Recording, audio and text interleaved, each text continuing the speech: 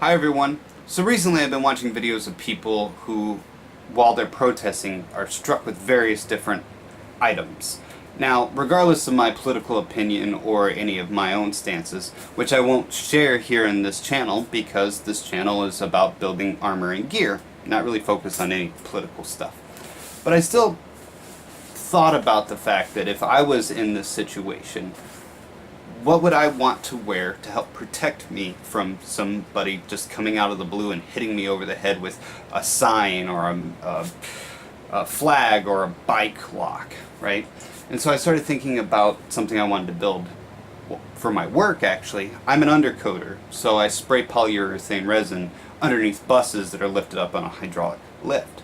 But the bottom of the bus and parts of the axle and stuff still protrude down, and sometimes I'll catch it on my head and that stings really bad. So I thought about making a bump cap out of one of my hats. If you've noticed, I prefer to wear hats. And I'm going to take advantage of this lip that most hats have, so it'll hold the plates that we're going to make. I've already made a mold. I'm going to show you guys how to make that.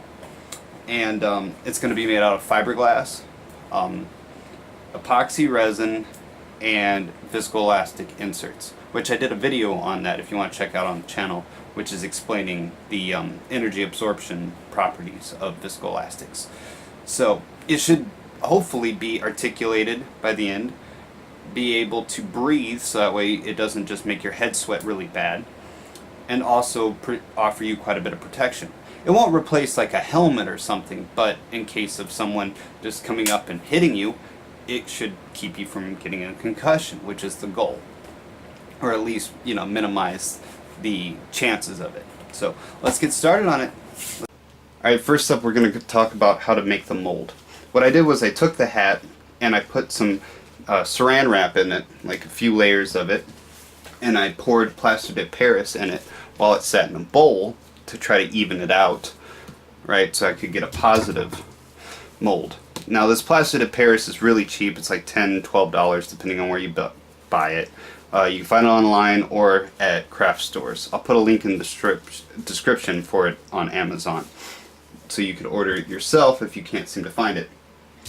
And now this worked pretty well. I generally like using plaster as a mold medium because it's very easy to work with. It actually picks up quite a bit of detail. You can actually see where the bag compressed. The problem was the hat actually shifted in the bowl when it was molding, so the top here sunk in because it pressed into the bottom, you see, and bulged right there, and it got this part right here where it was leaning up against the glass. So what I'm going to do is I'm going to sand this down.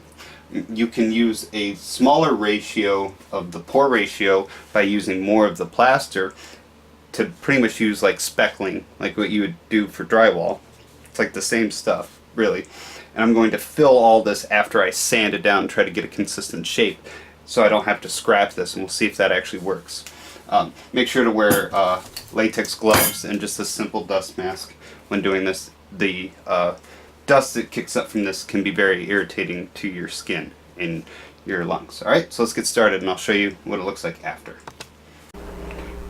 Now, as you can see here, I began sanding, trying to knock down the large ridges first, and then trying to overall even out where the pits were in the surface. What's really nice about working with plaster is it's very easy to sand. However, I probably should have just done this outside. I ended up taking it out later because of how much dust it really kicks up. And it really will make some of your skin irritated as you sand it. So not as bad as sanding fiberglass or pieces of epoxy resin, but it's still an irritant. So wear long sleeves and do in well ventilated area, that sort of thing. But it's amazing how easy you can shape it and how much detail it actually picks up, from the little ridges of where the bag kind of crimped up and every little push and from it sitting in that bowl appeared on the top of the mold. So it's just something to think about. Try to keep it well balanced in that bowl when you set it upside down, the hat upside down, to get your positive mold. And we'll talk a little bit about mold release and a critical mistake I made and how I should have sealed this with a lacquer or something like that coming up. But really, you know, a good sand block too. If you got a nice block that you put your sandpaper on, you could work this down in no time. It took me maybe 15-20 minutes to buff it down, and then I filled it with more plaster, which you'll see, and after that I sanded it again. So pretty simple.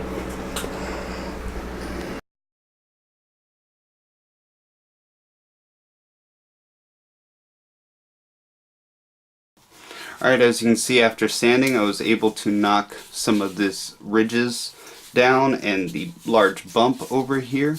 And what I'm going to do now is make up about 3 ounces of 2 parts the plaster to 1 part water to fill in these spots here, back here, and just generally try to even it out. When it hardens up, I'm going to sand it down and try to get it consistent. So let's go ahead and get started on that.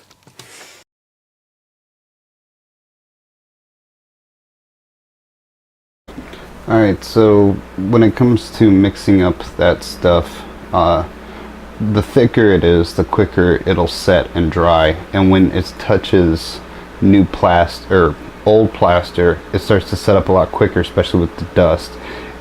So you gotta be kind of racing around the clock. It'll start to harden as soon as it touches it, sort of thing. But for the most part, it's really easy to work with. Always err on the side of caution and make more than you'll need, because you know you can always sand down. So I ended up having to do this maybe once, or actually I think, yeah, a full 2, for a total of I think like 6 to 8 ounces I used of the material, of more plaster. And also remember, when you're mixing it, to use cold water. That slows down the process. If you use room temperature or warm water when you are even just pouring it at the ratio for pouring the plaster, it will cure too fast. You'll get air bubbles in it.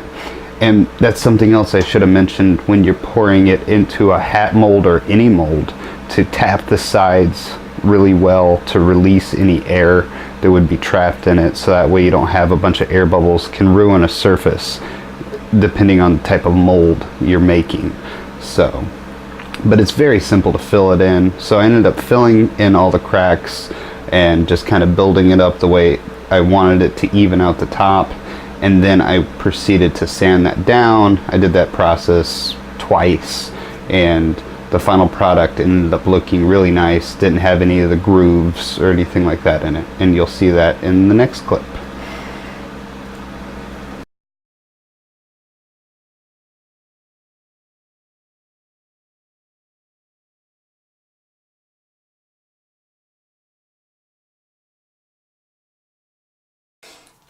Alright, so after sanding and filling it, this is what it looks like. It looks a lot better than before. It's still a little uneven, but for the most part this will work. It's also a little bit shorter, so we might have to add additional pieces towards the bottom of the insert. We'll go over that if we need it. The type of resin we're using is this Max Bond, low viscosity, thick, high impact resin. You can get it at epoxyexperts.com. I'll put a link in the description so you can find the exact resin I'm using. And we're going to use about 3 plies of fiberglass. This is leftover from my high density polyethylene video, where I took milk jugs and made it into a bulletproof plate. So we're going to use the remainder of that, and I've got some more. We're only going to go 3 layers high initially, because we're going to cut them into articulated plates once we fit them into the hat. And from there we're going to build up on them, so that way they're more strong, or they're stronger and more rigid. So let's get started on that. Alright, so we're outside. I already sprayed it with some mold release, sealed it up nice with that. I'm going to be mixing up the resin. I have 3 plies of fiberglass cut that I will be laying over. I'll probably have to cut some relief sides so that way they can form really well down there, which won't really matter because we will be cutting it into sections anyways. So I'll do a top-down view so you guys can see it up close.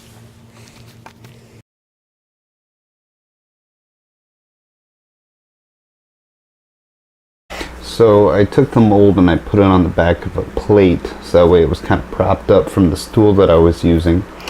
And I also cut slits into this bottom one to help try to get it to contour onto the shape of the dome.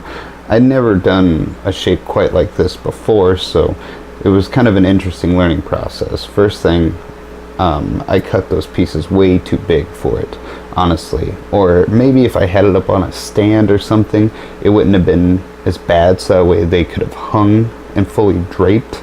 But because they were sitting on the plate and the stool, they kind of bunched up at the ends. So that's something to think about if you were doing this project yourself. Maybe put something underneath it that would prop it up even higher, like a bowl, so that way it could fully drape down. I also mixed up way too much resin for this. I think it was a total of 10 ounces. For this Max Bond, it's great resin, man. It's so impressive.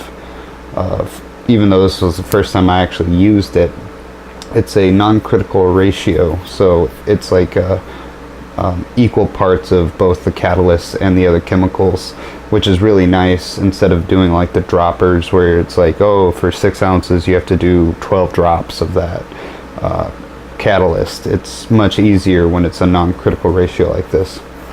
And something else to kind of note when you're mixing up resin is to use a stir stick. Don't use a brush, or especially one of those sponge brushes, and this comes from experience that I've had laminating in the past, to mix up your resin, and to make sure to mix it up thoroughly. Give it a good 30-60 seconds of just furiously stirring the stuff, because you really want to get the chain reaction started. So take the extra time, stir it up really well. You don't want to have a messy lamination where it's still, the surface is still really sticky or runny. Then you know that it didn't fully cure all the way, the chemical reaction didn't completely take off. Now, when I was applying it to this mold, I should have applied some underneath the fabric. I ended up peeling this layer back, which kind of stretches the fabric, and it's not really a good idea to do, honestly. But this was just kind of to give me a basis that I can build off of later, and I end up making I think 7 layers on top of these 3 for a total of 10 layers of fiberglass with this resin, and it worked out great. But I should have applied a little bit just to help get the fabric to stick to that thing. And another thing, I should have really thought this through. I didn't think that the mold would have such a problem delaminating from the composite at the end, because I covered it in silicone mold release. But what I think happened was, because it was still such fresh plaster that I had just sanded, it had just dried a bit. I should have let it dry maybe a little bit longer.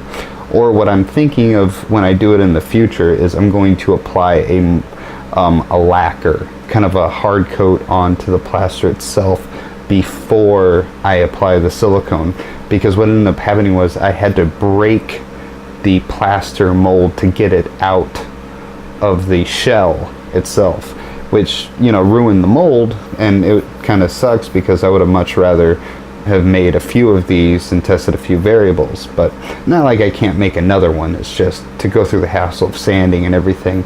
It would have been much nicer to have still had that mold instead of it being in rubble, you know, pieces.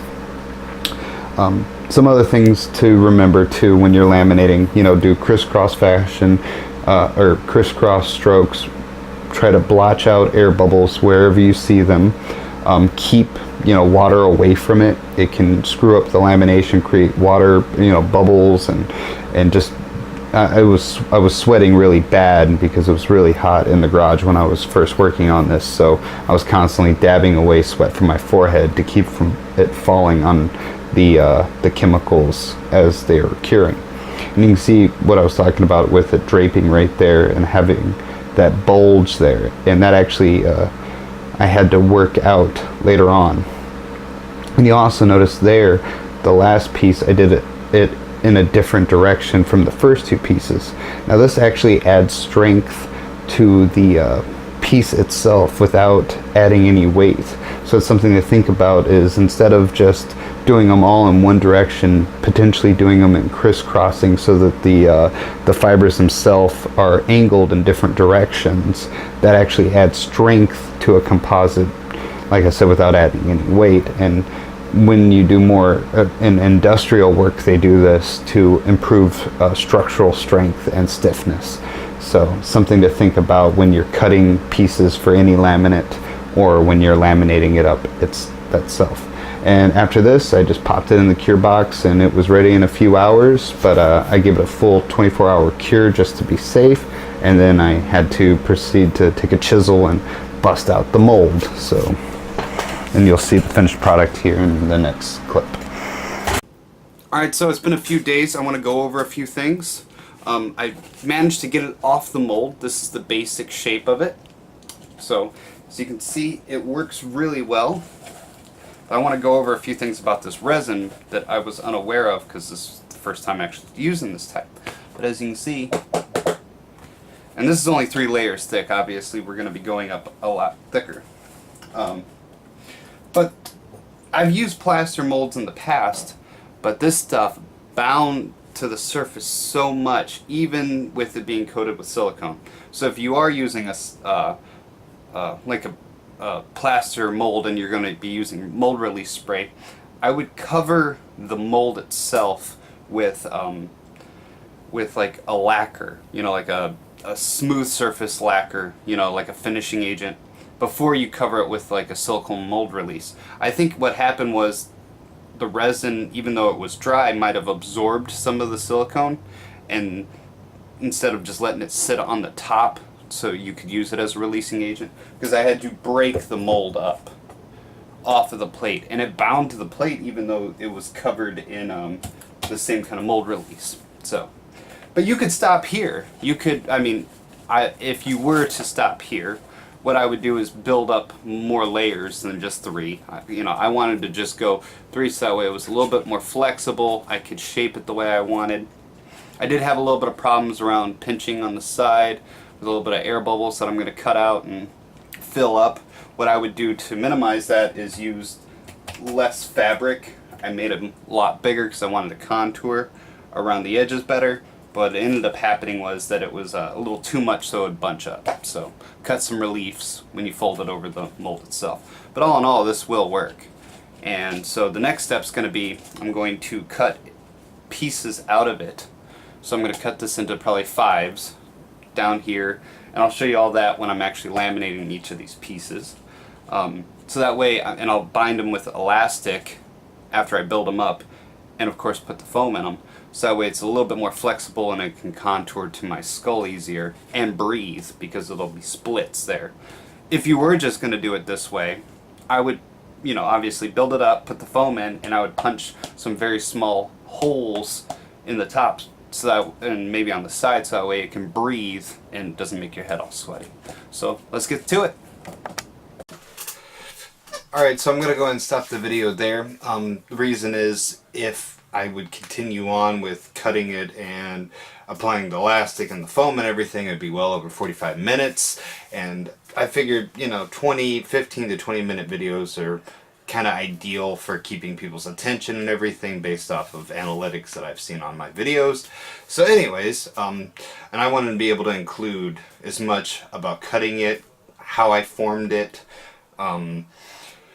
adding the elastic, and something I did that I feel would have been better a different way, adding the foam, how now it sits on the head, and of course all the different tests. I had a good friend of mine come over and actually beat the crap out of my head with various objects. I've ran into trees, and I've had multiple guys at work hit me with rocks and hammers and bottles, and it's amazing how effective this has been. And just some final thoughts on how to improve the design. That'll all be in the next video, so be sure to check that out. If you haven't already, if you like my channel, please like, share, and subscribe. And, you know, suggest different types of builds like this one. And I'm just getting warmed up now with lamination, so hopefully you guys enjoy and the projects to come. Thank you.